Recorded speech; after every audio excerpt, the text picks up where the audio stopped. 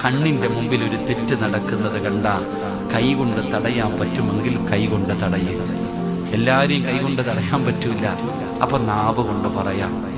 നാവ് കൊണ്ട് പറഞ്ഞാൽ തടയാൻ പറ്റുന്നതാണെങ്കിൽ നാവ് കൊണ്ട് പറയുക.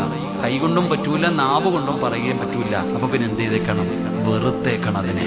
ഞാനില്ല ഇതിനൊന്നും, നിങ്ങൾ എന്നാ വേണമെങ്കിലും കാണിച്ചോ, ഞാനില്ല, ഇത് പാപമാ, ഇറങ്ങി രക്ഷപ്പെട്ടേക്കണം. അല്ലാഹു ഈമാൻ തരുമാറാകട്ടെ. അങ്ങനെ ചെയ്യുന്നവർക്ക് അല്ലാഹു കൊടുക്കുന്ന പ്രതിഫലവാ. അങ്ങനെ ചെയ്താൽ അല്ലാഹു തരുന്ന പ്രതിഫലവാ ഞാൻ പറഞ്ഞത്. അതുകൊണ്ട് ഞാൻ പറയുന്നത്, ഇങ്ങനെയുള്ള ഒരു സ്വഭാവം എല്ലാവർക്കും കിട്ടൂല. അങ്ങനെ ഒരു സ്വഭാവം നിനക്കുണ്ടെങ്കിൽ അല്ലാഹു പറഞ്ഞത് ഉലൈക കതബ ഫീ ഖുലൂബിഹിമുൽ ഈമാൻ. അല്ലാഹുവിന്റെ ഖുർആൻ പറയാ, ഉലൈക കതബ ഫീ ഖുലൂബിഹിമുൽ ഈമാൻ.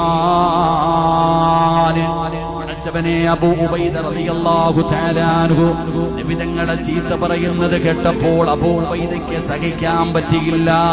മുന്നിൽ നിൽക്കുന്നത് വാപ്പയാണെന്ന് ചിന്തിച്ചില്ല. പടച്ചവനെ സഹിക്കാൻ കഴിഞ്ഞില്ല. കാരണം അവരുടെ ഹൃദയത്തിന്റെ അകത്ത് അല്ലാഹു ഈമാൻ എഴുതി വച്ചിരിക്കുകയാ. അതുകൊണ്ട് ഈ ചരിത്രം നമുക്ക് പറഞ്ഞു തരുന്ന ഒന്നാമത്തെ പാഠമെന്താ? തെറ്റ് കണ്ടാ തിരുത്തണേ, തെറ്റ് കണ്ടാ തിരുത്തണേ. അല്ലാഹുവേ, കണ്ണിന്റെ മുമ്പിൽ തെറ്റ് നടക്കുന്നത് കണ്ടാൽ അത് തിരുത്താനുള്ള മനസ്സു നൽകണേ അല്ലാഹ്.